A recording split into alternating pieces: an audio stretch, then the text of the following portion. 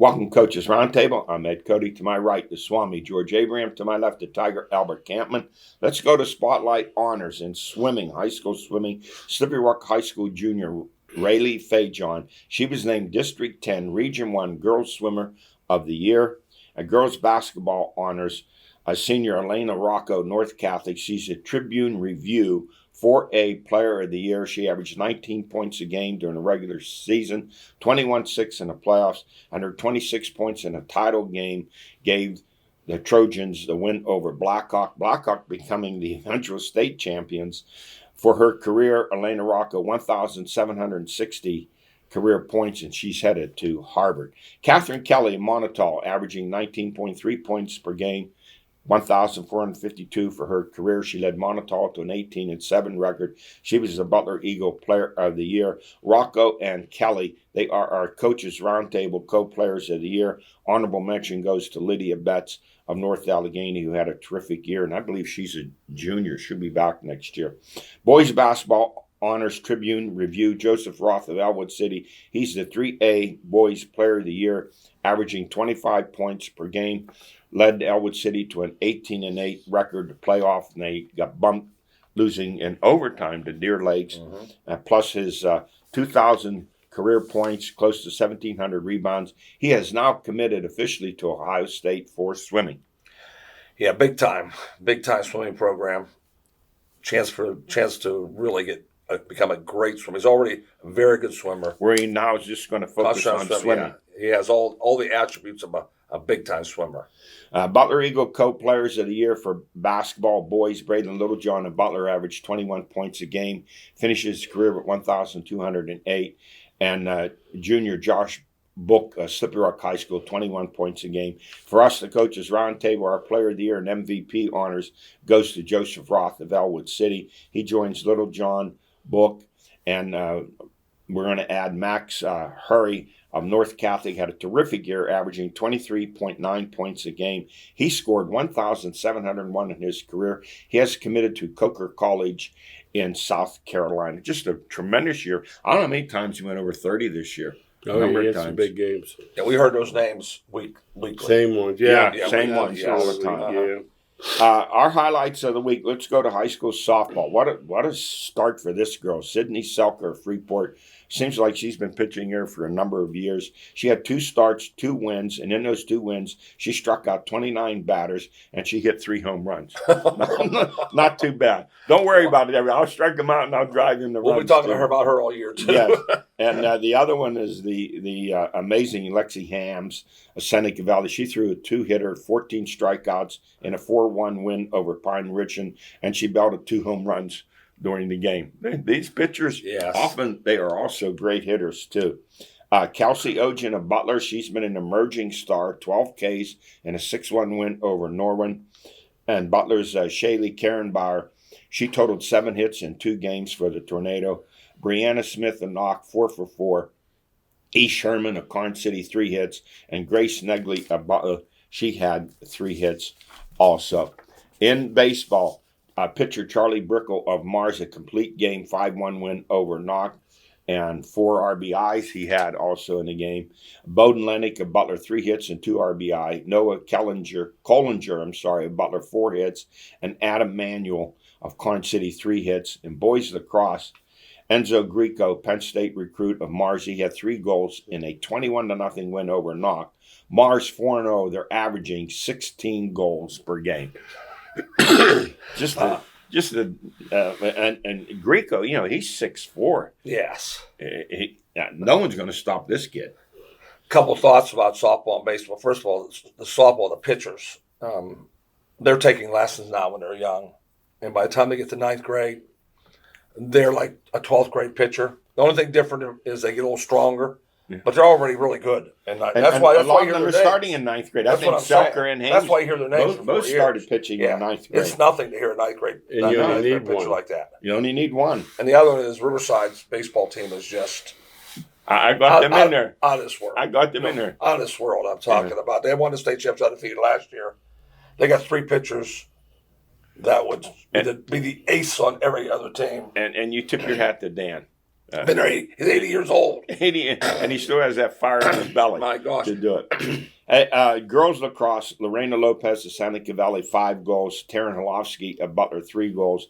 High school track, Hayden Smith of Karn City. He was a 3-event winner, 110 hurdles, a long jump and a high jump.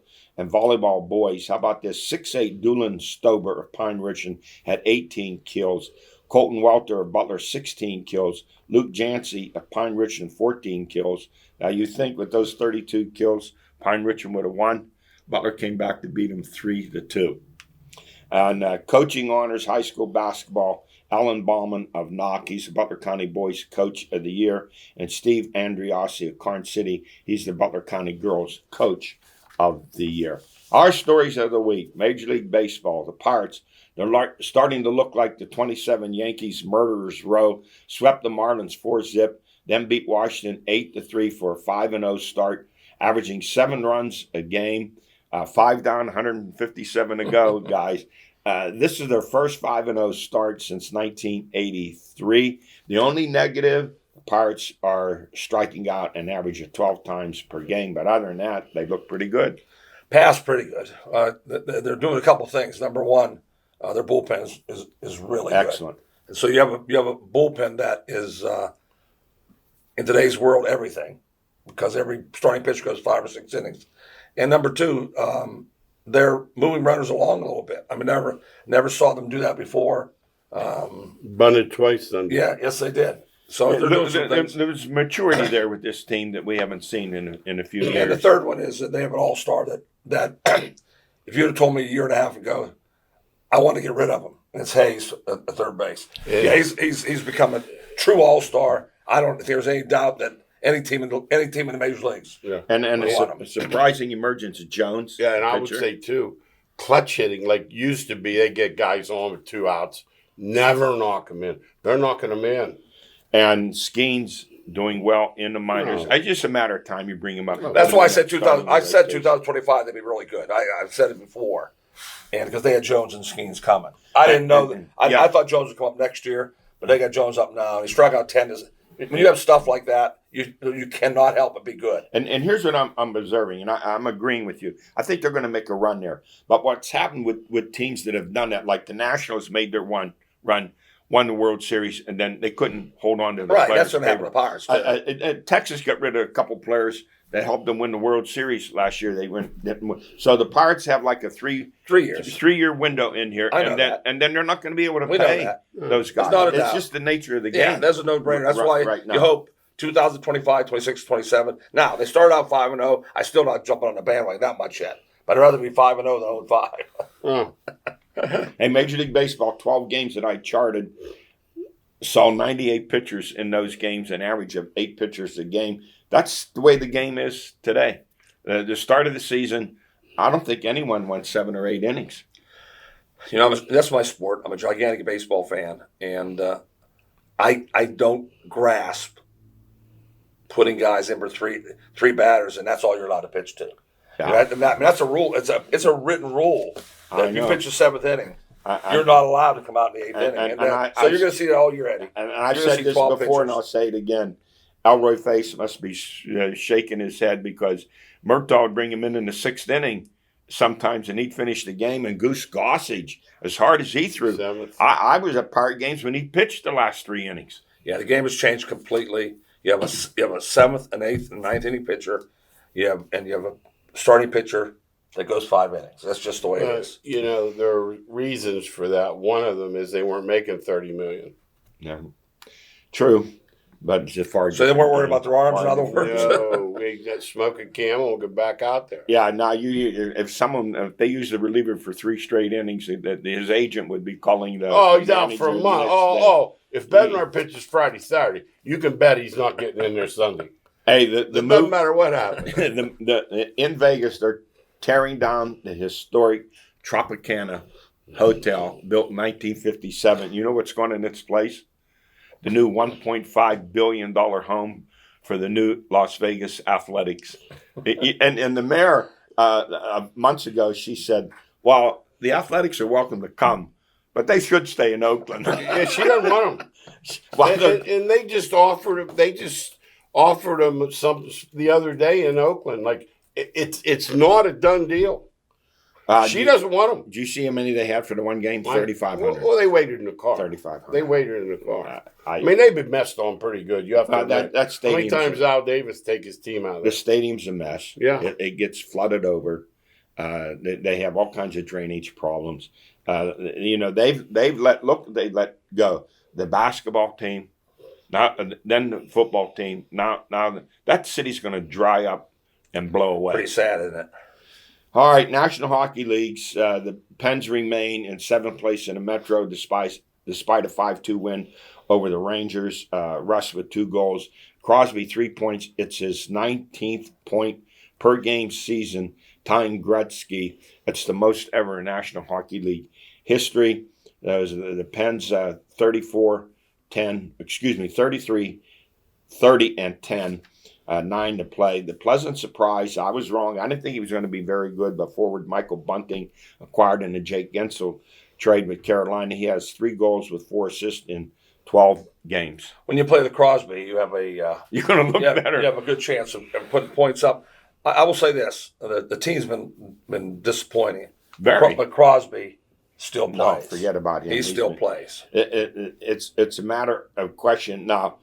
Talking to Matt, our producer, before, they're going to lose their number 1 pick to San Jose in a Carlson trade. Mm-hmm. They knew that right away. They put it all in for this year. That's the sad part. We're putting all the chips in, and it didn't work out. And you look at surprise team. I don't think they have the talent that the Pens have. The Flyers, I know they're struggling lately, but they're 36, 28, and 10, 3rd place in the Metro with 82 points.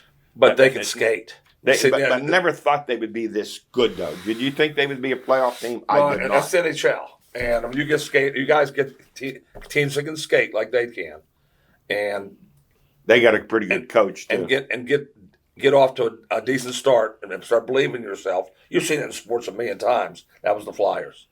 All right, let's go to March Madness, which is becoming March Nuttiness. It's just, when you would say, "Wow, last year was a great year." It gets better again. The game's been unbelievable. Both the men and the women viewership is off the charts. Let's look at the men Final Four. Purdue 33-4 versus North Carolina State 26-14. Purdue favored by 10.5. You tell me later what you think about that spread. Purdue 72, Tennessee 66. Zach Edey 40 points to lead the Boilermakers to their first Final Four since 1980. Is that when they had their star player back then in 1980? Joe Barry Carroll was on that team. That's Joe Barry Carroll. Rick Mott was before that. Okay, Rick Mott was before that. Mm-hmm. Yes. Edie cut down the net. He didn't need the ladder. No, he didn't use it. That was one of the most amazing things. My grandsons were looking at that. I said, "You understand? That's like you getting a nerf 7-4 on a nerf hoop." Yeah, he didn't use the ladder. He's 300 pounds, but he doesn't look 300 pounds. It's 7-4. And you're not allowed to touch him. It makes it hard to guard him. 24 foul shots. And he handed a piece of the net to former Purdue coach, 87-year-old Gene Cady. And young whippersnappers have no idea about how great a coach he was. Because he coached the same thing when Bobby Knight coached. Excellent. And Bobby Knight took all the headlines. Well, Yeah. Katie was right there with him, And, he was there the day he threw the chair. He was beating him. North Carolina State 76, Duke 64. They played Duke 3 times in the month of March. Here's a Wolfpack team that had 9 straight wins. They were sitting there at 17-14 at one point, and it's their first Final Four since 1983 in their national championship team. The win over Phi Slamma Jamma on the David Thompson putback. Was it a 54-52? No, David Thompson. It was Charles. It was Lorenzo Charles. Yes. Okay, and that was 54-52? Yes. And Valvano's great run. What an exciting. It's the same thing right now. Yeah. No, very Very similar. similar. They weren't in. Very similar, and I don't think this team is as good as that team was. Save the job. Save the. Oh, he was gone. He was 17-14. Yeah, Keith was gone. Yeah, he was definitely gone. The guy, I love to watch this kid play, DJ Burns. I just enjoy watching him play. He had 29 points. His athleticism is amazing. It's 6'9", 275. So I'm going to say Steeler GM Omar Khan, here's your next defensive end. 6'9", 275. And as the late, great Jake Gaither of Florida A&M said, he is agile, mobile, and hostile. He is an athlete at 275. He's a big guy. Yeah, big guy. He's not going to be the biggest guy in this floor. No. How about when he came off the court and one player wanted to chest thump him and he knocked him back over into the chair? You talked about relief pitchers. Well, today's world, this is perfect. All 5 players were not part of NC State's recruiting. These were all transfers. All 5 starters are transfers. And I mentioned him as football, an analogy to Sam Clancy, who never played with Pitt and then played 12 years in the NFL. It's Clancy, 6'6", 265, 270. This kid's even bigger. All right, defending champion UConn, 35-3. They would take on Alabama, 25-11. UConn by 11.5. What do you think about these point spreads? You don't look with UConn. It's 16 straight and neutral. Yeah. You don't. There's nothing to look at. You're okay with go right to the window. Purdue with the point spread. No, I think it's too high. Too high there.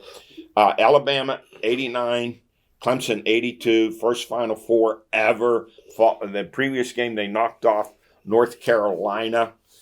So now you ask, can centers 6'11" Grant Nelson and Nick Pringle versus UConn's Donovan Clingan? Well, that game will be decided on the perimeter. And if Alabama has the one team that's some speed. They can beat Connecticut because they shoot all threes. Now, if they're going in, there's nothing you can do. But they can get beat by 40 because they have to be cold. And UConn, those top 3 is Spencer and Diarra and Caravan. They're a tough threesome to deal with. Yeah, Newton too. It's pretty good team. So what a refreshing Final Four. You have the defending champs UConn. You have the first ever for Alabama, the first for Purdue since 1980, and the first for North Carolina State since 1983. I'm happy for Purdue. I really am because they've been made fun of. I'd like to see them win. They've been made fun of a lot. I'd like to see them win it all. They stuck with it. Hey, the game that was maybe it wasn't a surprise. UConn 77, Illinois 52, tied 23-23 towards the end of the first half, and UConn scored the last 6 points, the lead 29-23 in the half, and then the second half, demolition derby. They scored 24 straight, 30-0 run. I haven't seen a 30-0 run in a grade school game, and the Illinois players stood around and watched. They should have put them in a stance and had them pay for tickets. One guy dribbling. I watched guys stood still. Nobody cutting. No one moving. No passing. No movement. And it just demoralizing loss. You'll see more of those games coming. Yeah. I got to say, Connecticut moves on offense. They really do. I'll give them credit. I said it last year. I'll give Danny Hurley credit that he hired a guy and said, I want some offensive movement. And the offensive coordinator, whoever his name is, maybe somebody watching knows. He put an offense in that really has a lot of movement. Clingan, 22 points, 10 rebounds. He's 7'2". He's not a big I'd like to see him go against Edie. You're probably always going to go against him or the kid from NC State. That would be a matchup. Hey, the women's Final Four, Iowa 33-4. They knocked off defending champs LSU 94-87. Just when you think, well, Caitlin Clark, can she have a better game? She followed up a 29-point game, 15-assist game with 41 points and 12 assists. As great as she is scoring, she is also a brilliant passer. And she has that stuff we talked about, you guys as coaching, that decision-making. You can't teach it. They either have it or they don't, right? And the other coach made a very pertinent comment when she said she makes the others better. Yeah. Angel Reese, a great player for LSU, 17 points, 20 rebounds. And then look at the other game with... Let's go back to Clark, yeah, though. Go ahead. I don't think you won't buy it too fast. For you fans watching, you're going to see her hit 35-foot shots. Her strength is her passing. You understand? An unbelievable passer. Yeah. Usually people who are scorers don't pass. She whips those balls in there. Her passing, her crispness... Yes. Her timing. And key rebounding. And watch how she puts the ball in the shooter's pocket when she passes the ball. She does everything the right way. She in the old days, you say she plays like a guy.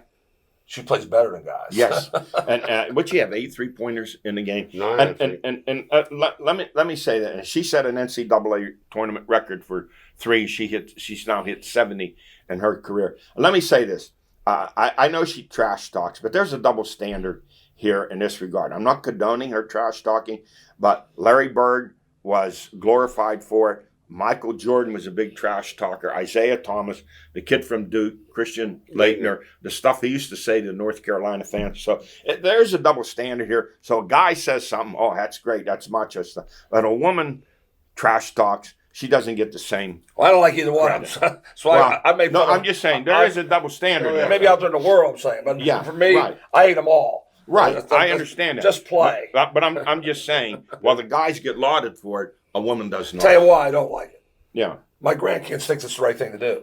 See, they say, that's where it's passed down. That, wait a minute. Bird said it, so I can do it. Now the girls are saying, wait a minute, Caitlin Clark says it. I can say the F word right in the middle of this court. What's wrong with me saying that? Screaming at the other team's fans to shut up. Yeah. And you got little girls holding signs up saying, we love Caitlin and stuff like that. That's the only problem I have. I could care how she talks at the bar. Right, and it's the same thing. You know that high school kids start to emulate Larry Bird and Jordan and so on. And in the other, how do we see this matchup? UConn beat USC 80-73, despite the fact, man, their foul shooting at the end of the game only made 4 out of 10. They had a shot in the air down 6 and cut terrible. It to 3. Just about terrible. 13 seconds, but they didn't make Paige Beckers. No. In a game, and along with Caitlin Clark, you don't want to miss it. 2 outstanding players. Hey, she's a jump shooter. Becker's a jump shooter. Yeah, what a player she is. She's a fighter, too. Yeah. She's a fighter, too. And for UConn, their 23rd Final Four. Yeah, this team, they're not the dominant team. Before, they always went in as a favorite. Yes. They're not going in as a favorite. She said they have 60 points sitting on the bench. Injured. Injuries. I didn't know that. Hey, Gino has to have a better way than to try to, I said, try to guard Clark. He has to do better than Mulkey did. Yes, a little short girl on her. I mean, jeez. South Carolina 70, Oregon State 58, North Carolina State 76, Texas 66. So South Carolina 36-0 versus North Carolina State 31-6. So North Carolina State. How about that? Both. What a year! Both of them in the Final Four. Yeah, absolutely. That really is big down there. Without us knowing what's happening down there. You know, it's funny. UConn didn't know anything about it. Think about that. They're there again, too. Good point, George. Yeah. Yes. Good point. Yeah. Hey, guys, let me say this. Like the wolves that surrounded college football and devoured it, and I left the carcass out there. Now there's some new wolves coming in the Las Vegas, going after March Madness. They're going to try to turn it into fall frenzy, the fall fanatics. Operators of a new basketball tournament at MGM Arena in Las Vegas. They're going to offer each participating team in the fall $2 million in names, image, and likeness money for the players, just for the players. And this is called the Players Era Tournament. What impact will this have on March Madness? How are you going to turn that down? Oh, my goodness. This before the season, right? I mean, early November. But the players forming these unions and getting support, if they say, hey, coach, we want to play, that means 12 players, you get $2 million? Out of my mind. And now imagine if Caitlin Clark was coming back and Angel Reese, what they would do to get them in there. I'm going to ask a question. Can this possibly transcend into March Madness with this kind of money? And Vegas have their own tournament every year. Will you draw teams away? Yeah, well, if it's preseason, what's it drawing? Yeah, but I'm saying if it catches on, what about them saying? I never say no to anything. Yeah, what if they say come next March in 3 years? Things that are happening today. We win our own 2014 tournament, and we're going to pay $4 million a team in names, image, and likeness. Don't think it couldn't happen. Don't forget they get $2 million per round in this tournament. I know, but this is slated not to the team, only to the players. Right. So when the teams turn it down, you know what those players are going to say? You're taking money away from me. Well, that's like Pitt not going to the NIT. Did they ask the players? I have no idea what they did. No one down seemed there to with know. that. Hey, college football, the ACC concern, ACC Commissioner Jim Phillips, he has a dilemma. How to preserve the prestigious ACC basketball conference while keeping together the football conference and enhancing revenue. Football is the tail wagging the dog. The ACC adds SMU, California, and Stanford. Yet, Florida State and Clemson going to court with Miami's support to challenge the ACC exit fee. Now, you know, this contract, supposedly ironclad, brought up by lawyers, going to be attacked by lawyers in the court. So I'm going to ask you this question. Where do Florida State and Clemson think they want to go? Be careful what you ask for. You go in the SEC, you're going to have a brutal schedule. And you're going to be competing against Bama and Georgia and LSU in recruiting. Well, my thoughts are not theirs. I don't think they care if they go 0-10. As long as they get SEC money, that's why they're going. They don't care about they don't care one bit about their record. We do, and the alumni do. Right. But you said, wait, you're going to give us $25 million more when we get 6 here. And Miami's football is in shambles. And I don't know what they can do. They can win the SEC. They're going to get that money, but they can't draw anyone to their games. No, the stadium's miles from the campus, and they got a lot of issues, just like they do in colleges that have pro teams. Temple, Pitt, Boston College, similar. And this is going to be a real court battle because this contract's going to be hard to break.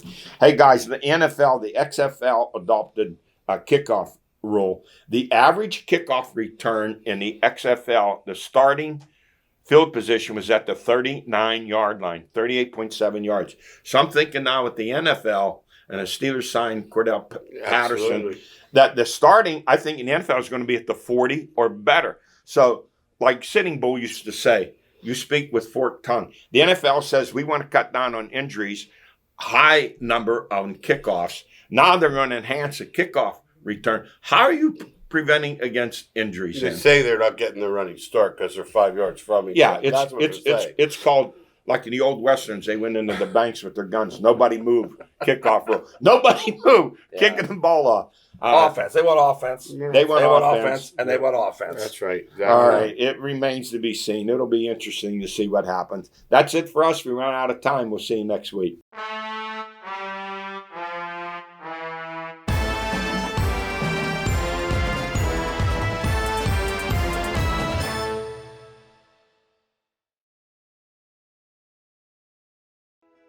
Things change. One thing you can count on is that Armstrong always will be Armstrong. We've stood by our name, from our humble beginnings in 1946 through the millions spent expanding fiber broadband in our communities. We've never changed our name to run from our reputation. We've established trust by simply putting our people, customers, and services first. It's a practice that holds true and will continue at Armstrong.